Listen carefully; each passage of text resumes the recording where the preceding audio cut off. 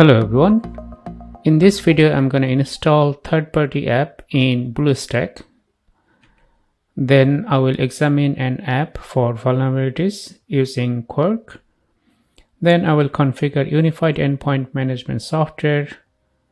I will configure an IoT device in VMware Workstation Pro. And finally I will assess the security of a Raspberry Pi OS.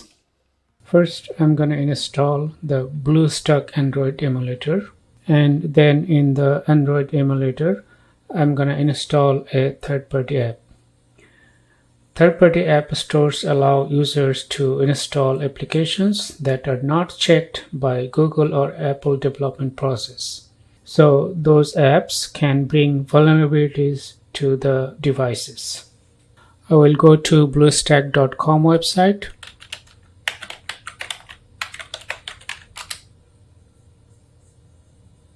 The current version of BlueStack is version 5. However, this version might not work in my computer, so I'm going to install an older version. If your computer supports version 5, that would be nice. I'm going to use an older version, so I go to see all versions and then scroll down. And then from the BlueStack version file, I will download 64-bit version.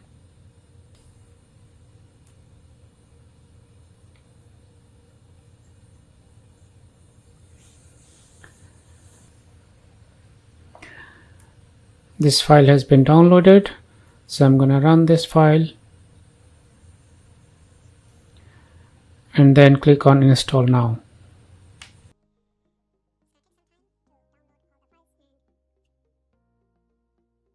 It's going to take some time.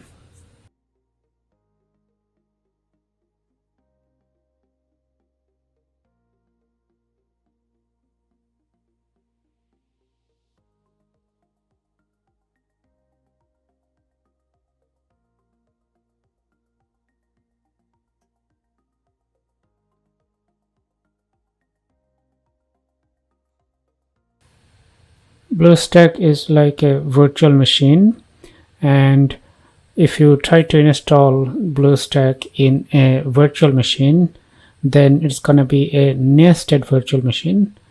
And for the best performance, I would suggest you to install BlueStack in your physical machine.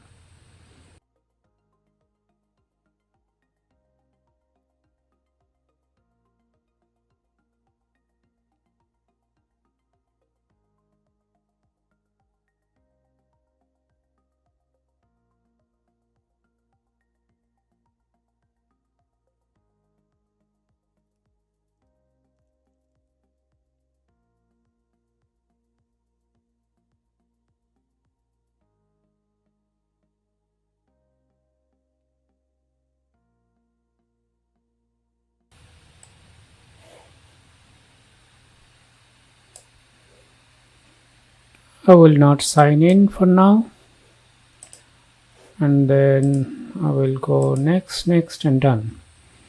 So BlueStack 4 has been installed.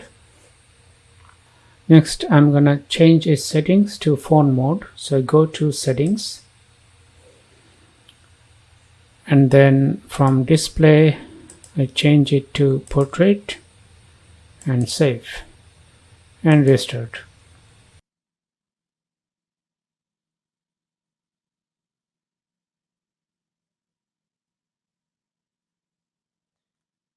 Alright, the emulator is ready. Now I'm going to download a third-party app.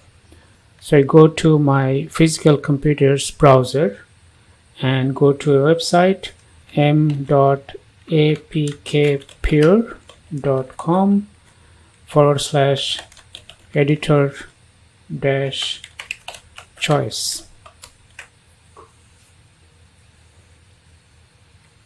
I'm gonna download a third-party browser, and it's called Sharky. So in the search bar I will type in Sharky and press enter, and then I will click on the download APK of Sharky browser, and this is an ad So I'm gonna close this ad. I will scroll down and then click on the download APK button.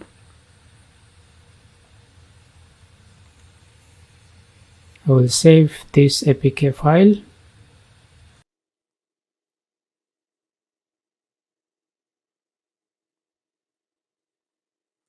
The file has been downloaded. Now I will go back to BlueStack.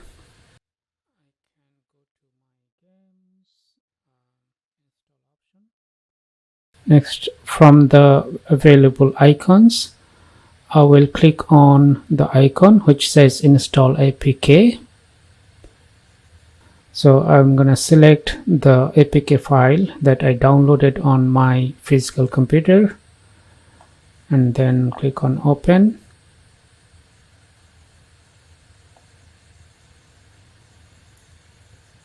Now, as you can see, the installation is already complete. It's under my games. So I can open Sharky now.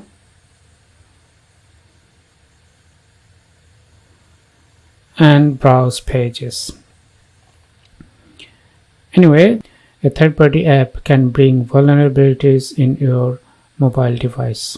Also, there are other systems like rooting an Android device or jailbreaking an iOS device that allows installing third-party apps. Next, I'm gonna check vulnerabilities in the third-party app by using Quirk. I will do that in a Kali Linux machine. So I'll close this window and go to Kali Linux. Next, I'm gonna download the Sharky third-party app in Kali Linux. I will also download Quirk to analyze the Sharky. So we'll go to web browser and then go to the website m.apkpeer.com/editor-choice and then search for Sharky. Click on download, scroll down and then download APK. The file is being downloaded.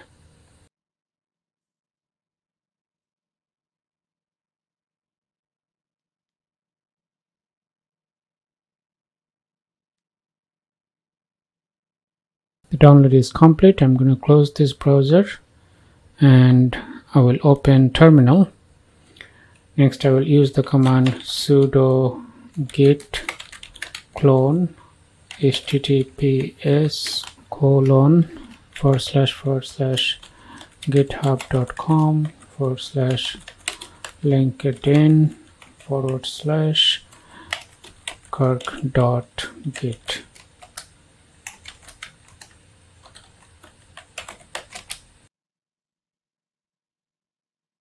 Next, I'm gonna go into the Kirk folder. Before that, I will check if Kirk folder is available. So ls, you can see Kirk folder is available. We'll go into Kirk folder and then install Python 3 pip. So I'll type in sudo apt install Python 3-pip and then response y for all prompt. So press enter, then sudo pip3 install -r requirements.txt.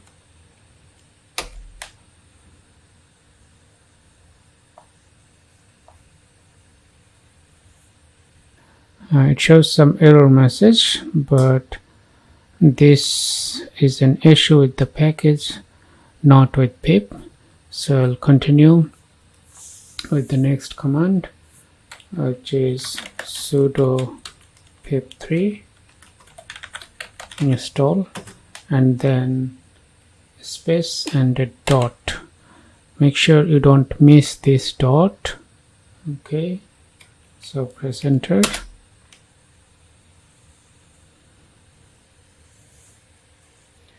Next I'm gonna copy the downloaded Sharky file. So I will first see the name of the file, ls home, my username, download, and that shows the name of the file, Sharky browser 10 and so on. Sudo cp home username, and then downloads. The name of the file is Sharky, and it filled up the rest of the file name when I press the tab key after sh. And then after the file name I need a space, and then the destination /home/ my username /downloads /sharky.apk. So this file will essentially be renamed into sharky.apk. Okay. Next I'm going to use Kirk to analyze the sharky.apk. So I'll use the command sudo Kirk and then --apk space /home, my username, downloads,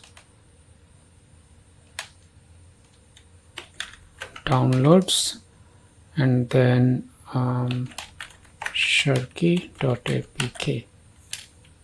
Okay, so I'll press enter. It's going to take some time to finish this analysis, so I will come back when the analysis is complete.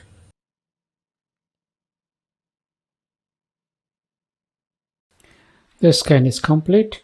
It has generated a report, and that was saved in this location. Okay, so I'm going to open this report.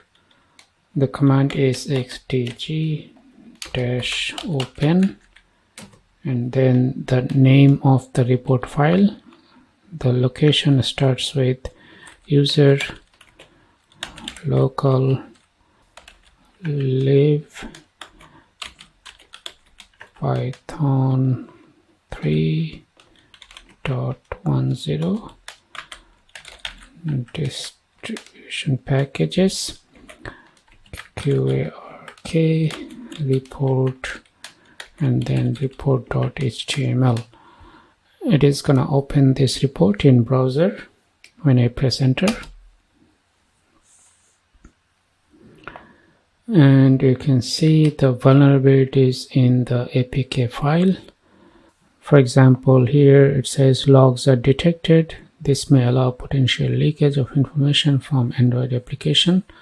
Logs should never be compiled into an application except during the development. So there should not be any log, but a log has been found, and there are many such logs. Okay. Also, there is another warning, potentially vulnerable check permission function called. So there are a lot of warning, especially about log. There are a lot of API keys, and need to make sure these API keys are safe. In this part of the video, I'm going to use a cloud-based unified endpoint management system from IBM. I will go to a web browser and then type in www.ibm.com security, and then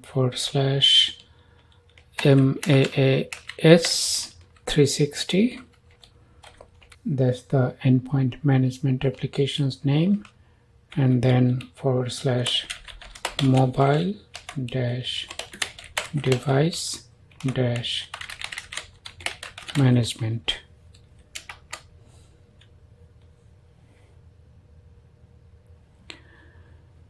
Okay, and then I will start the trial version.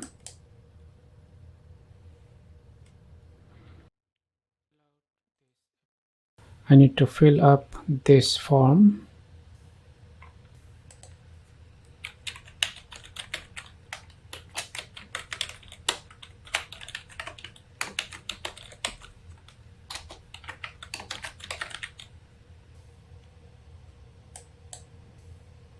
Alright, looks like I had an account before and I didn't log in into that account for quite some time. So I did reset the password.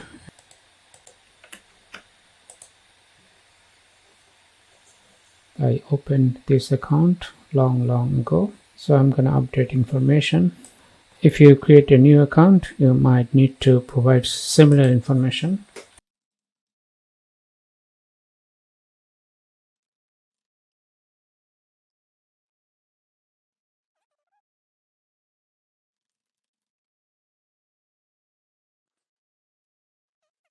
The quick start guide shows setup of Apple devices, setup of Android devices, set up security policies, configure corporate email, enroll devices, and so on.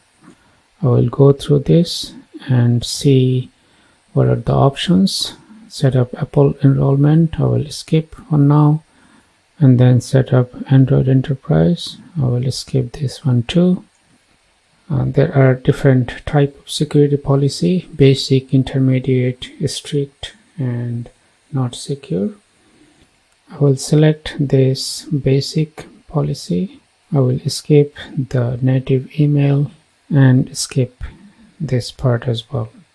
Next, I will go to the home page and then go to the devices tab. If I select add device and then go to advanced, from here I can see there is iOS and Android device available. Okay, I will cancel. Next, I'm gonna go to security and then policies. I will check the default iOS policy, so I click on view. If I want to change the policy for the passcode, I can go to edit. I can disable passcode policy, or I can enable passcode policy and change different sub items in that policy. For example, I can enforce passcode for iOS device, or I can not enforce passcode on iOS devices. Also, the length of the passcode, by default it is 6 characters. I can change it to 8 characters. So all the iOS devices that are registered in this system will require an 8 character passcode. Then I will go next, and then next again. It's showing the changes here. Minimum passcode length was 6, now it's 8, and I can publish this and then confirm. I will type the password for my account.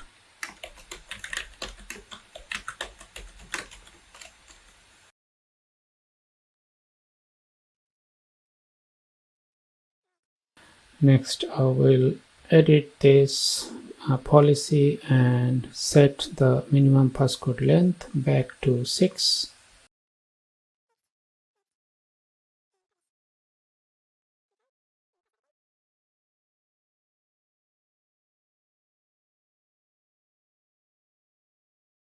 I will go to edit once again, and then I will rename this policy, and then save by clicking on the check icon. Next, and then publish and confirm. I need to type in the account password again.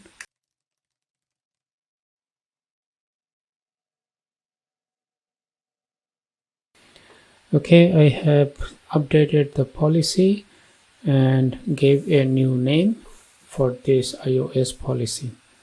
I will go back to policies, and I can see that the version number for the policy that I have changed has been increased. Okay, I will go to the home page. It shows recently added devices, jailbroken or rooted devices, roaming devices, and so on. That's the brief overview of this unified endpoint management from IBM. I'm gonna log out. In this part of the video, I'm gonna create a virtual machine and install Raspberry Pi operating system in it. So I go to Raspberry Pi website,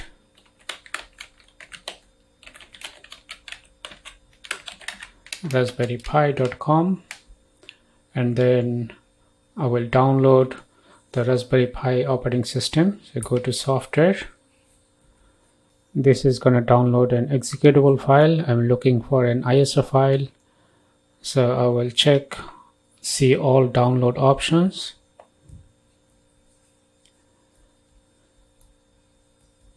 And the one that says Debian Bullseye with Raspberry Pi desktop. If I hover on the download, I can see it's an ISO file. So I will download this file. Save it. Well, the download is in progress. I'm going to create a virtual machine. So I'll open VMware Workstation.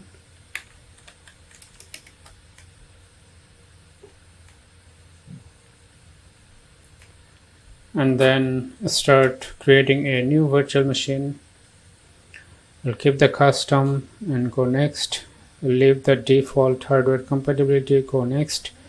I will install an operating system later, go next. Here the guest operating system, I will select Linux, and then for the version I'll select Debian, a non-64-bit version, so Debian 10X. As my download was a 32-bit version operating system here, so Debian non-64-bit, and go next. I will give a name to this virtual machine and browse for a folder, and I will create a new folder in the VM folder.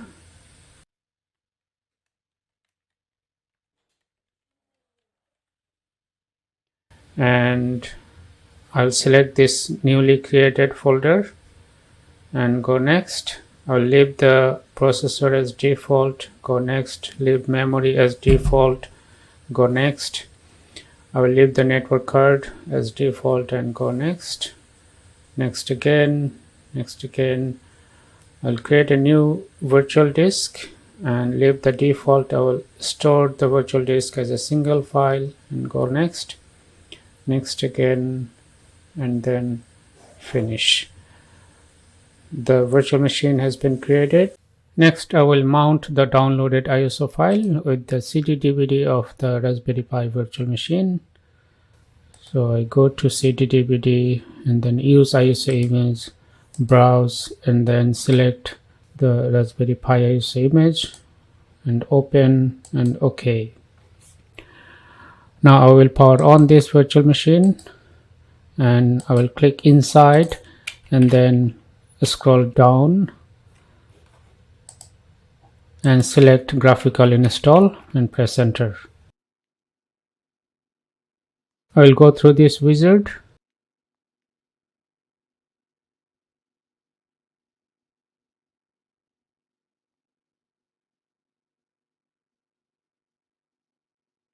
I'll select use entire disk and go next. Keep the default and go next. All files in one partition and go next. And leave this default and go next. Write the changes to disk. I will select yes here and continue.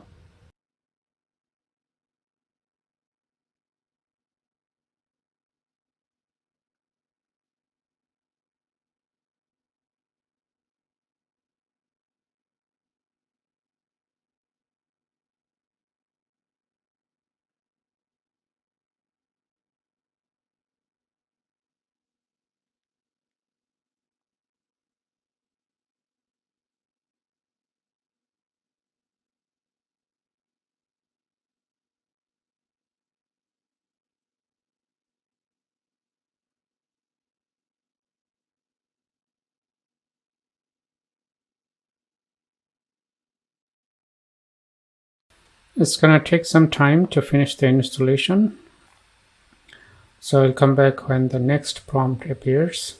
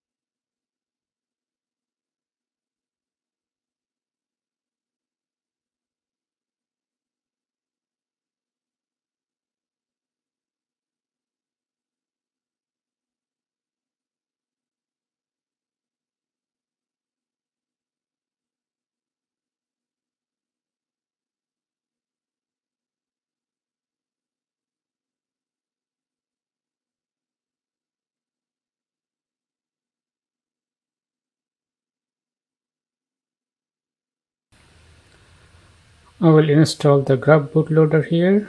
So I keep yes and continue. And then I select dev SDA here and then continue.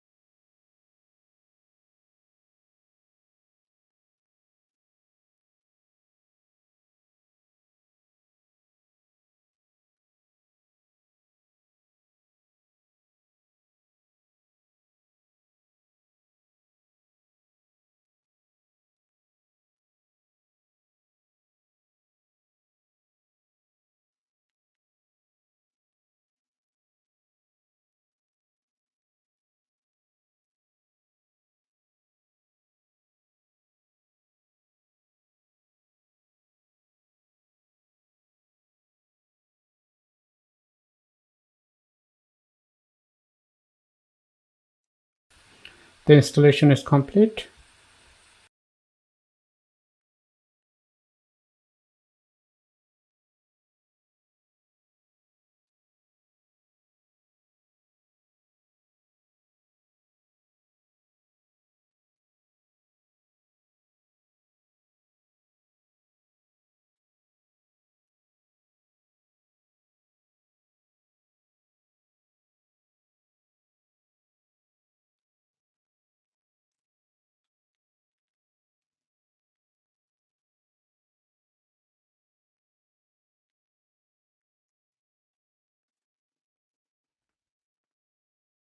It will finish the rest of the setup process. So I go next.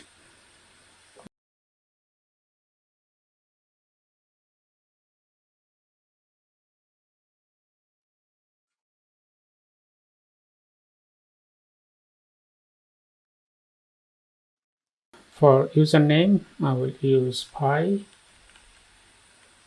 and then I will create a new password and go next.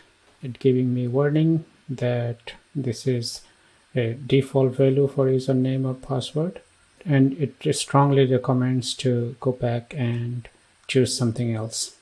Next, I will update the software so that it gets all security updates and patches.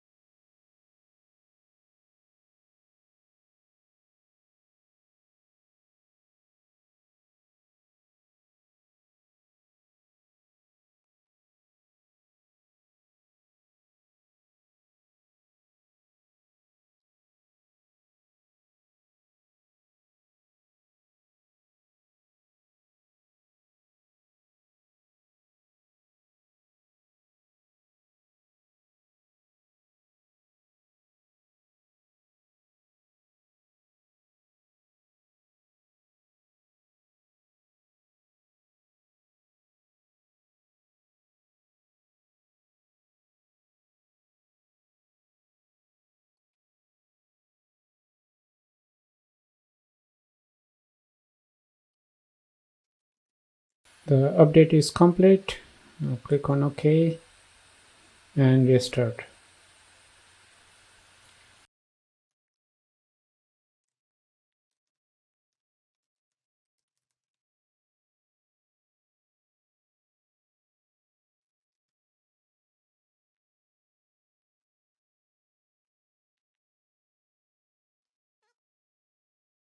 So I will go to the start menu here and then preferences and then configuration.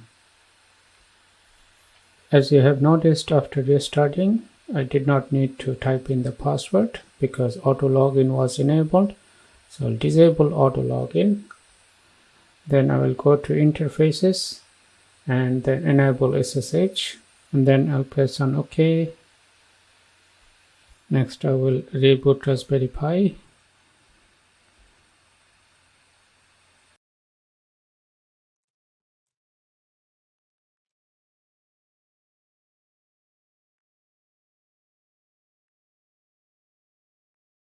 Since I disabled default auto login, it's asking me for the login password. So I will type in and I could log in. Next I'm gonna examine security characteristic of Raspberry Pi operating system by using netstat, nmap and ssh command. First I will open the terminal of Raspberry Pi emulator and then use the ifconfig command. It shows the IP address of this device 192.168.101.225. Next I'm going to use netstat command.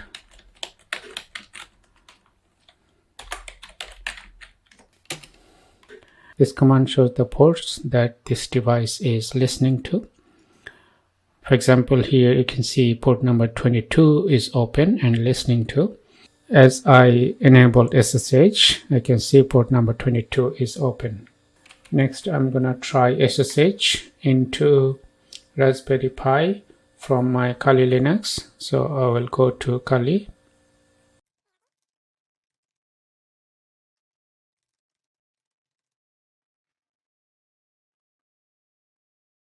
I will open terminal and then I will use nmap command to the IP address of Raspberry Pi, which is 192.168.101.225. And I can see that port number 22 is open and the service running is SSH. I'll try to get the operating system information from the Raspberry Pi by using nmap command. For that I need to add -o with nmap as an option, and it says that cannot get the information, requires root privileges. Next I'm going to SSH into Raspberry Pi. So SSH and then the IP of the Raspberry Pi 192.168.101.225.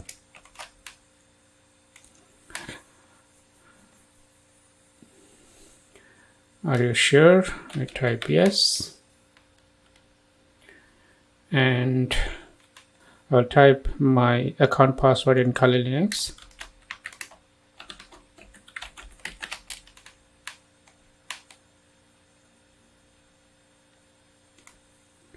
Next I will type the Raspberry Pi account's password.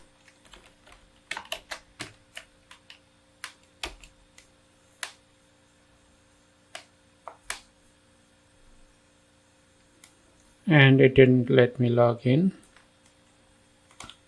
I will close this SSH session by pressing Ctrl C and then try SSH once again with username pi and then @ the IP address of Raspberry Pi 192.168.101.225. This time the prompt for password is different. As you can see, before the prompt for password was username at the IP address of Raspberry Pi. This time it's a username that I supplied with SSH, which is a username in the Raspberry Pi. So I'll type in the password for the Pi account of Raspberry Pi.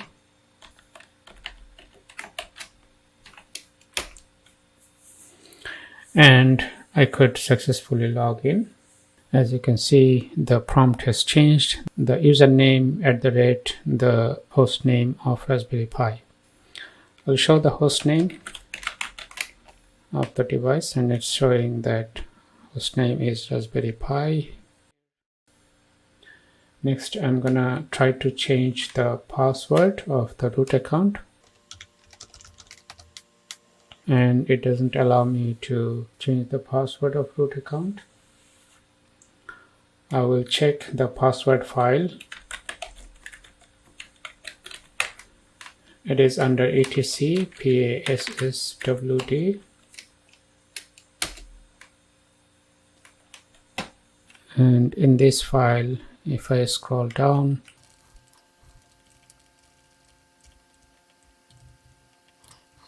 here is the information for the Pi account. This account does not have the sudo rights. However, I have the sudo rights in my Kali Linux account.